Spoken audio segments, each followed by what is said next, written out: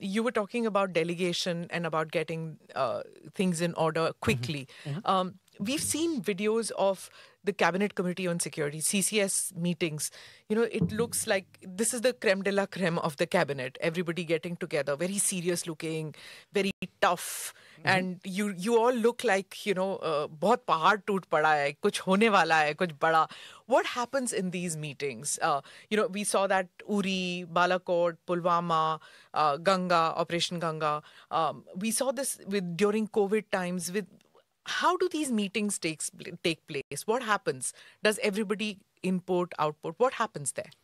No, it would vary. See, if there's a larger meeting, usually there would be some kind of briefer in any meeting, because somebody has to put the proposition and then, obviously then the floor kind of gets opened up. Typically, the Prime Minister comes in sort of late, I would say. I mean, he allows people to speak before he actually says anything. That would be a norm. We may look very serious because usually when CCS meets, it's a serious matter. The routine CCS meeting, we have, if there is something which, some agreement or purchase or something needs to be cleared, often you don't get the photo of it because you yourself would not be covering it. So you would not, most of the pictures you do have would be of occasions like Uri or post Galwan, where the situation is serious. And I think it's obviously reflected on our... Because there's no briefing after the CCS. We never get to know what happened. Yes, but look, I think governments at the end of the day are supposed to focus on governance. No?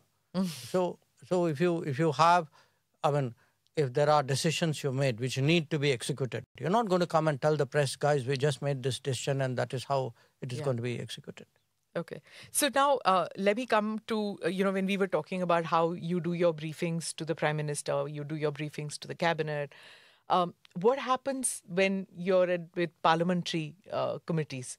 There is the opposition also out there. Parliament? Or in Parliament. But the parliamentary committees, there are opposition members also, right? The Parliamentary Committee on Foreign Affairs. Oh, okay. Consultative committee. Consultative committee, sure. Right? So there are people from the opposition also in that. Sure. So how do you convince them about policy matters?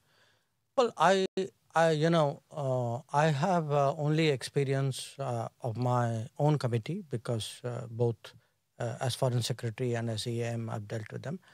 The way I deal with them is we take a subject, we tell them this is the subject. Normally we take something very topical and then we would have, again, a presenter. Often it would be the Foreign Secretary. Could be some other secretary, normally not. Then I open it and encourage everybody to have their say. And then what would happen is, in some cases, the presenter may respond, but I would, as a minister, respond to every one of the comments which are made by every one of the members.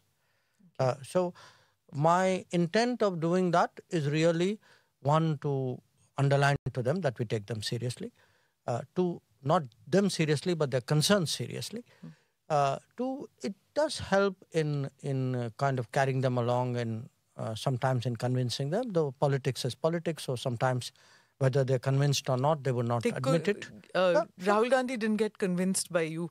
In fact, he said that, I think I don't know the exact words, but I think he said that you did not know much about foreign policy matters. You needed to learn a little more. Well, let me put it to you more accurately. This wasn't at a parliamentary committee.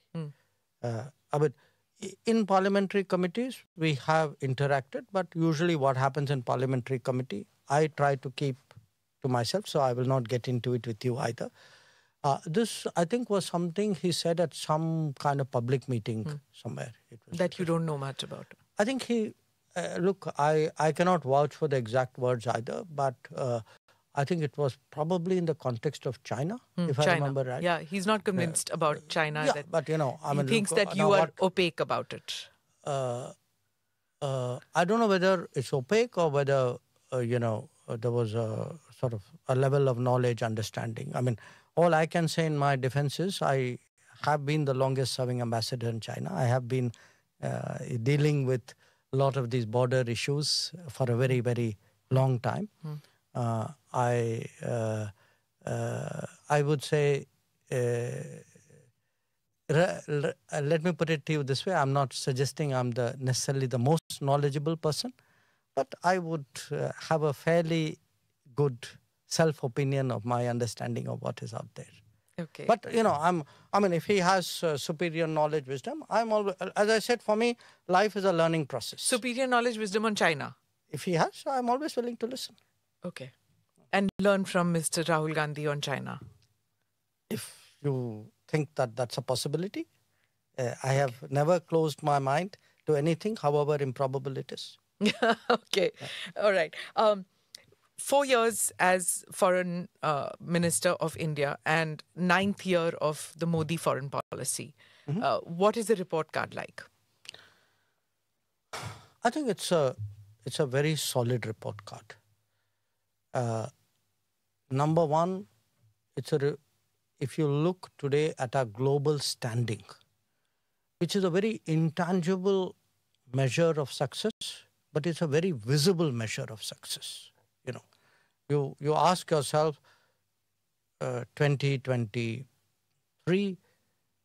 when a Prime Minister of India, in this case, Narendra Modi, convenes a meeting, walks up on a global stage, or a conference, how do people react? Compare it with him 5 years ago, perhaps with his predecessors, many of them. I would say today our global standing is clearly very much higher, is quite good, quite strong. Number two,